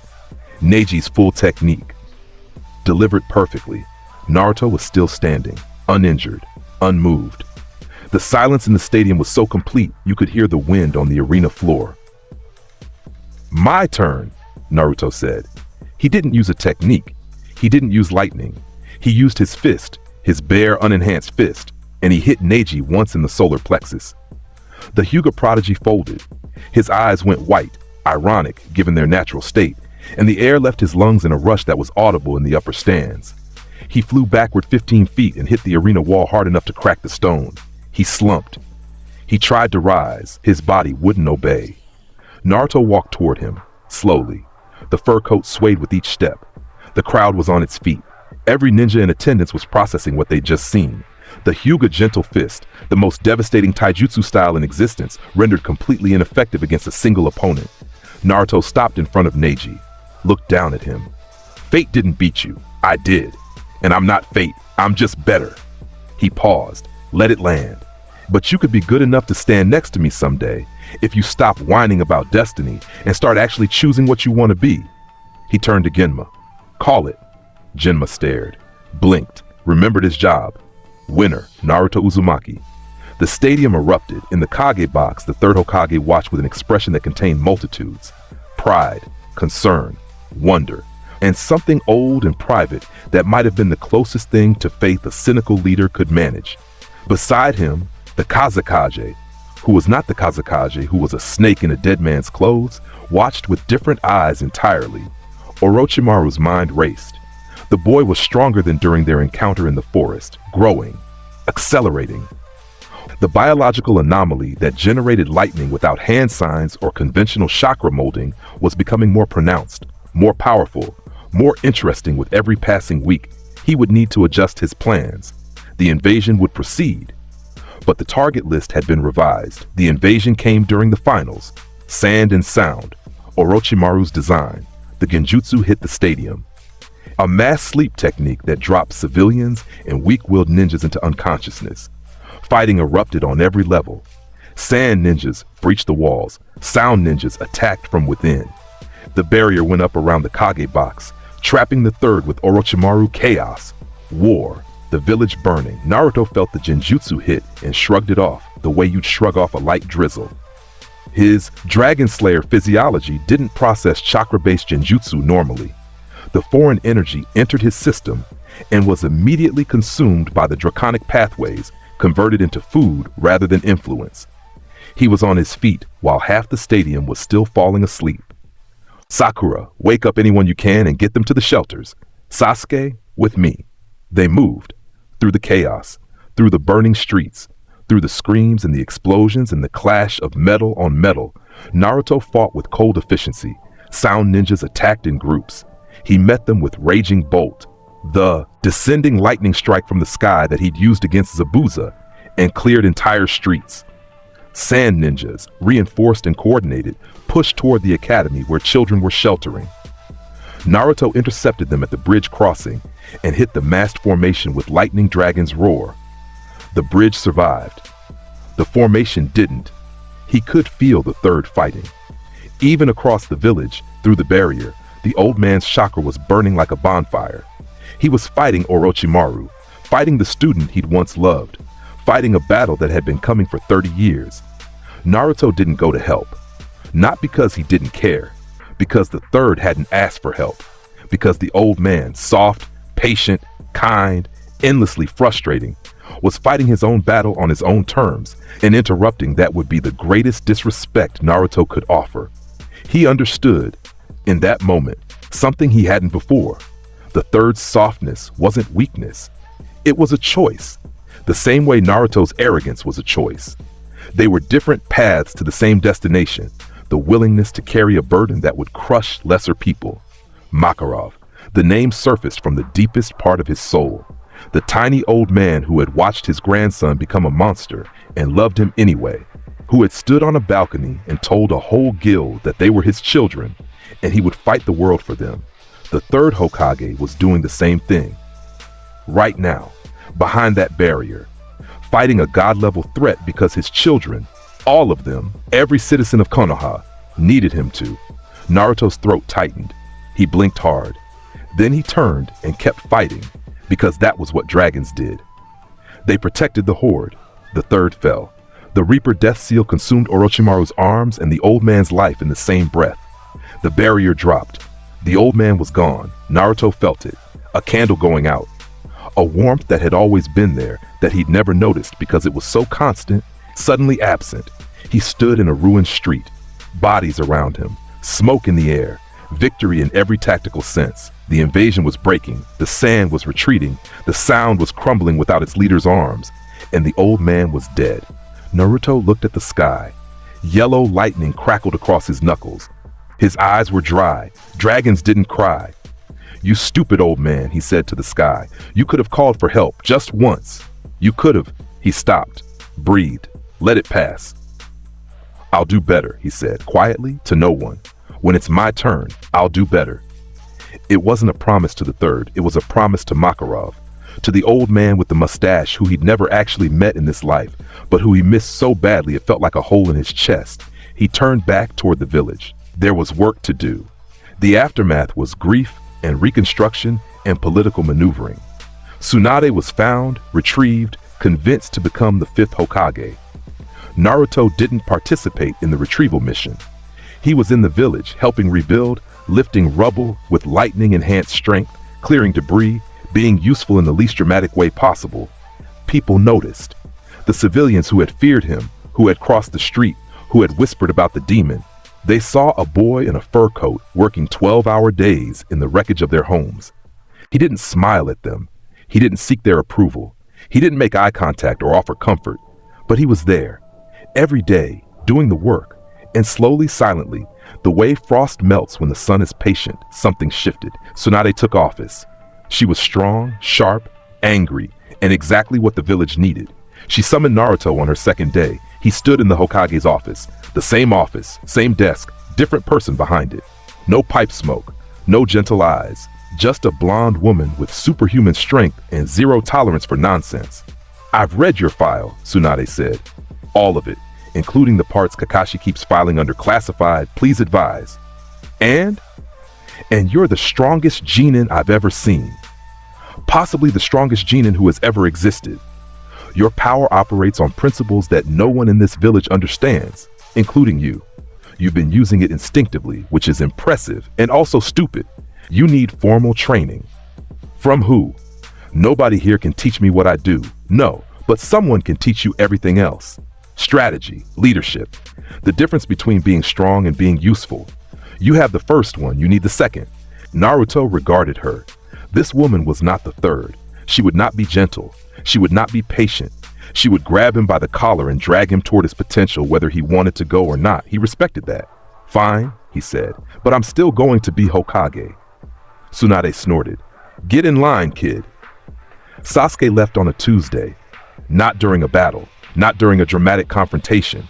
He just left, in the middle of the night, with a pack on his back and Orochimaru's sound for as escort, walking away from Konoha like it had never meant anything.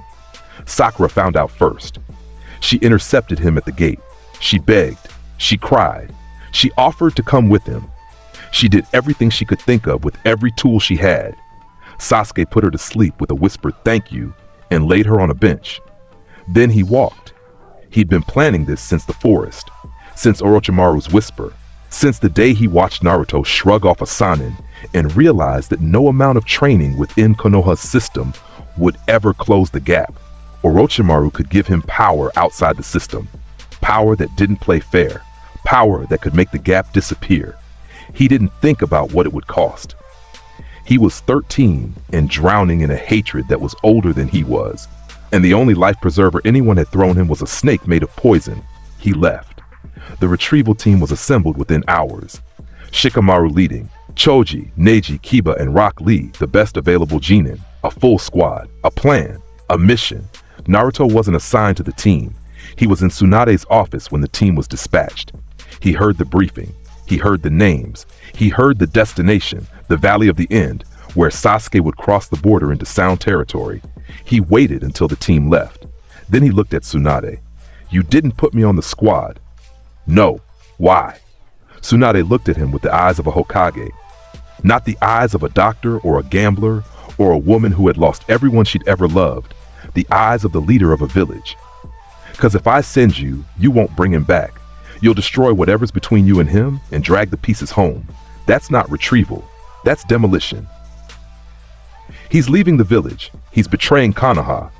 He's a traumatized child making the worst decision of his life. There's a difference. Not from where I'm standing. Then stand somewhere else.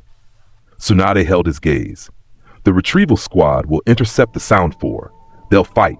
Some of them will get hurt. That's acceptable. What's not acceptable is you going out there and turning this into a war. Sasuke needs to be brought back, not beaten into submission. Naruto's jaw clenched. Lightning crackled across his shoulders. "And if they fail?" Tsunade was quiet for a long moment. "Then you go." They failed. Not completely. The squad fought brilliantly. Choji pushed himself beyond every limit to take down Jirobo. Neji, the same Neji who Naruto had broken and rebuilt in the arena, faced Kidomaru with his new conviction and won, barely, with 6 arrows worth of holes in his body. Kiba and Akamaru handled Sakan and Ukon through pure tenacity. Lee arrived like a green hurricane to save them all at various points. Shikamaru held the team together with a genius-level tactical mind and the sheer, stubborn refusal to let his friends die. But Sasuke was faster. He'd broken ahead while the Sound Four held the line. He was running toward power, running toward revenge, running away from the one person who made him feel small. The reports came back to Konoha in fragments. Medical teams dispatched, critical injuries. The squad was alive but broken, and Sasuke was at the Valley of the End, one crossing away from being gone forever. Naruto was moving before the last report finished. He didn't ask permission. He didn't wait for orders. He walked out of the village gates like a storm leaving port. Lightning body. He became light, gold light. He streaked across the forest canopy like a comet, covering miles in minutes, the trees below him swaying in the thunderclap of his passing.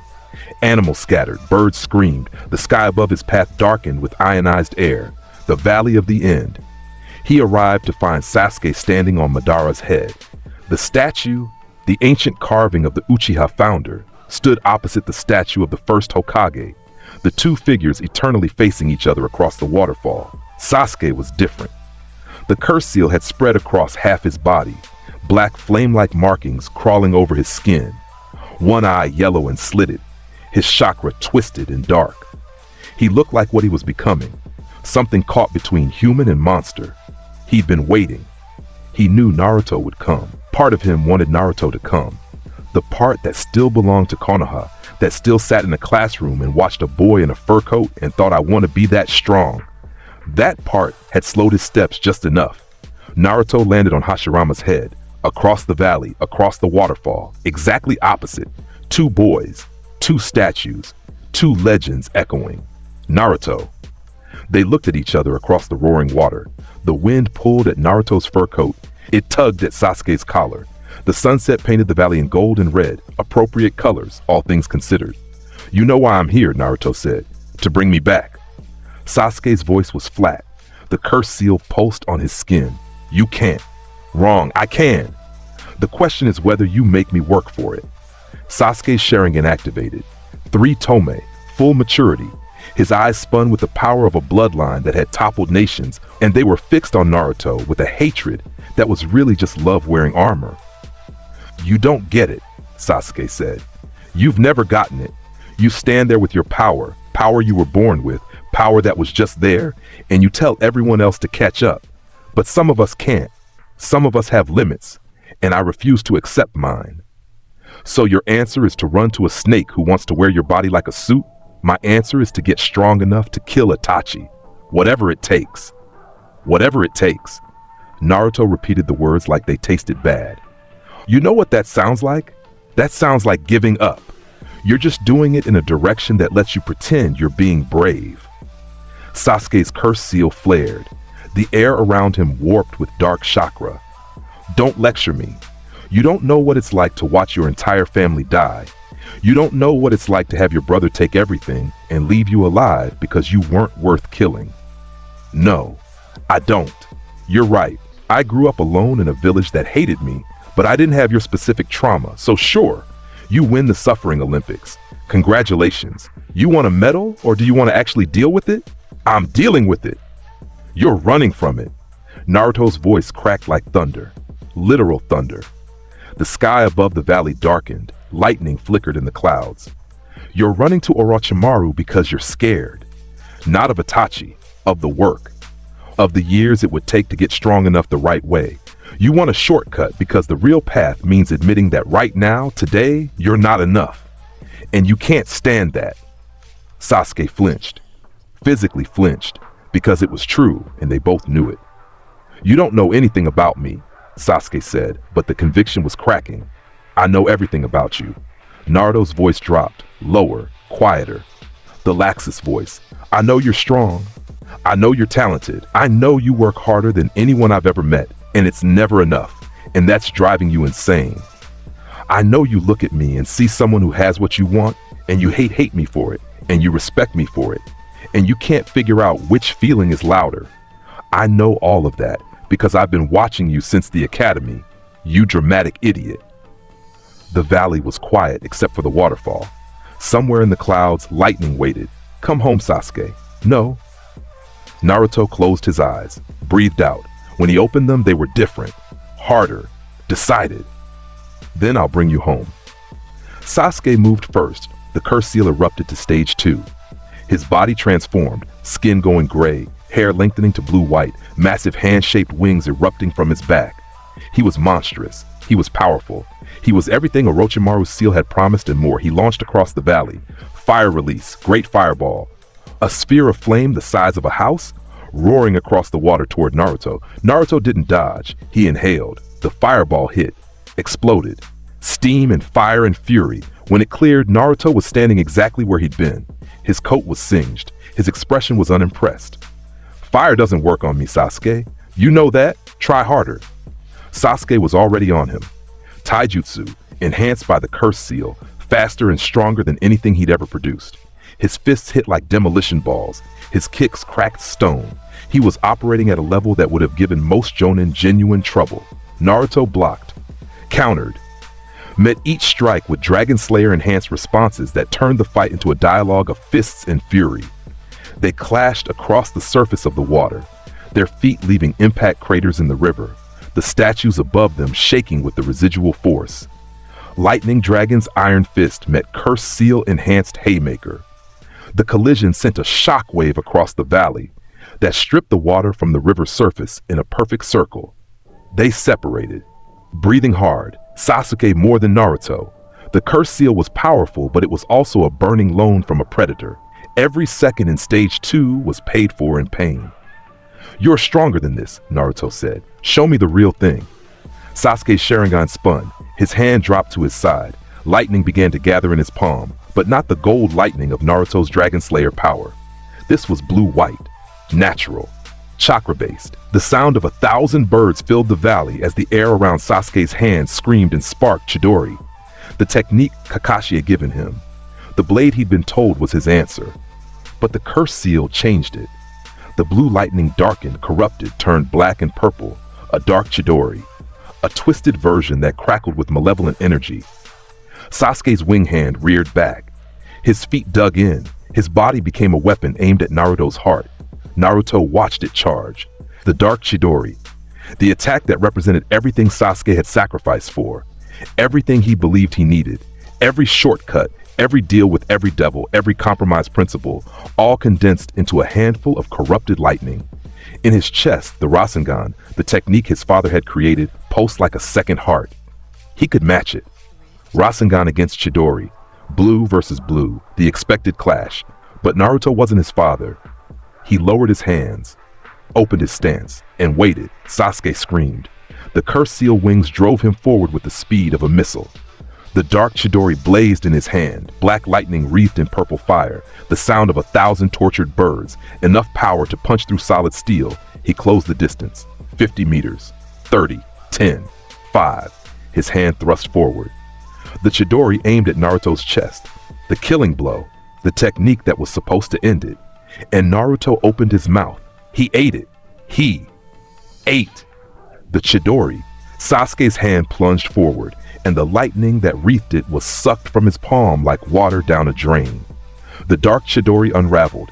The electricity, the chakra, the corrupted power of the cursed seal's influence, all of it streamed from Sasuke's hand into Naruto's open mouth in a torrent of sparking dust, crackling energy that Naruto swallowed like a man drinking from a waterfall. Dragon Slayer physiology, the ability to consume one's own element, lightning, in any form, from any source. Sasuke's hand went empty. His fist, bare, powerless, stripped of its signature technique, pressed against Naruto's chest, just resting there. 5 fingers against a fur coat. No force, no lightning, nothing. The silence was absolute. The waterfall might as well have stopped. The wind held its breath. The entire valley, the entire world, contracted to this single point. 2 boys, one with an empty hand against the other's heart. Sasuke stared at his hand, at Naruto, at his hand. His Sharingan was spinning so fast the Tomoe blurred, trying to process what had just happened, failing, trying again, failing again. You, Sasuke's voice was a whisper. You ate it. Naruto closed his mouth, swallowed. His body hummed with absorbed power. The dark Chidori's energy, converted, purified, added to his own reserves like fuel to a furnace. Then he grinned. It was not a kind grin. It was not a warm grin. It was the grin of Laxus Drayar standing on the 2nd floor of Fairy Tail, looking down at the guild below with the absolute certainty that everything in it was his to protect and nothing in the world could stop him. The sky turned gold. Not metaphorically, not poetically. The actual sky above the Valley of the End shifted color as Naruto's power output climbed past every limit he'd ever shown. The clouds ionized. The air became a conductor. The river below them began to spark as ambient electricity saturated every molecule of moisture in the valley. Dragon force, full, complete, unrestrained. The scales erupted across Naruto's skin. Gold and white, shimmering, beautiful and terrible. His eyes went full dragon, slitted pupils and irises that burned like twin suns. His hair stood upright, crackling, each strand a filament of living electricity. The whisker marks on his cheeks deepened, became jagged, became the marks of a creature that was not entirely human and had never pretended to be. Lightning wreathed his body in a cocoon of gold. Not random, not chaotic, controlled. Every arc, every bolt, every spark was precisely where he wanted it. The power output of a thunderstorm, channeled through a boy's body, directed by a will that had been forged across 2 lifetimes. Sasuke stumbled backward. His curse seal, stage 2, Orochimaru's greatest modification, the power that was supposed to be enough, flickered and paled in comparison. It was like comparing a candle to a sun. What are you? Sasuke breathed for the 2nd time in his life. Naruto looked at him. Through the dragon force, through the scales and the lightning and the draconic eyes, the expression on his face was painfully, impossibly human. I'm the guy who's taking you home. He moved, not lightning body, not speed, just movement. One moment he was 10 meters away. The next he was in front of Sasuke, inside his guard, one hand on the collar of his shirt, Lightning Dragon's iron fist. The punch hit Sasuke in the stomach with precisely enough force to end the fight without ending the boy. It was measured, controlled, the kind of restraint that was harder than going all out. The difference between demolishing a building and removing a single brick. Sasuke's curse seal cracked, literally cracked. The black markings on his skin fractured like overloaded circuitry, the dark chakra dissipating as Naruto's lightning overwhelmed it. The wings dissolved, the gray skin faded, the transformed features receded, and what was left was just Sasuke, a 13-year-old boy with dark hair and dark eyes, and a hole in his chest where his family used to be. No curse seal armor, no stage 2, no power borrowed from a snake, just a kid. He was falling. Naruto caught him. One arm under his back, holding him up, the way you'd catch someone who tripped. Not gentle, not rough, just there. Sasuke looked up at him. His Sharingan had deactivated. His regular eyes, black, exhausted, raw, stared at Naruto's Dragon Force face with an expression that was too complicated to name. "Why?" Sasuke asked. "Why do you care? I'm not your friend. I'm not your family. I tried to leave. I tried to." "Because you're mine." Naruto's voice, not the arrogant voice, not the dismissive voice, not the king's voice or the dragon's voice or any of the masks he wore to keep the world at arm's length. His voice, the one that lived underneath all of it. "You're my brat. You don't get to leave the guild." Sasuke blinked. "The what?" "The guild, the team, Konoha, whatever you want to call it. The people I've decided are mine. You're one of them. Sakura's one of them. Kakashi-sensei, Lee, Neji. The old man who isn't here anymore." His grip on Sasuke's collar tightened, the lightning in his eyes burned. "I didn't choose to care about you. It happened anyway. And I don't let go of things that are mine. Ever. So you can hate me. You can fight me. You can run to every snake in every hole in the world. But I will find you. I will beat you. And I will drag you home. Every single time." The valley was silent. Sasuke's eyes were wet. He would deny it later. He would deny it for years. But in that moment, held up by a boy wreathed in golden lightning who looked at him with an expression of furious, exhausted, unstoppable loyalty, Sasuke Uchiha's eyes were wet. "You're insane," Sasuke said. "Probably.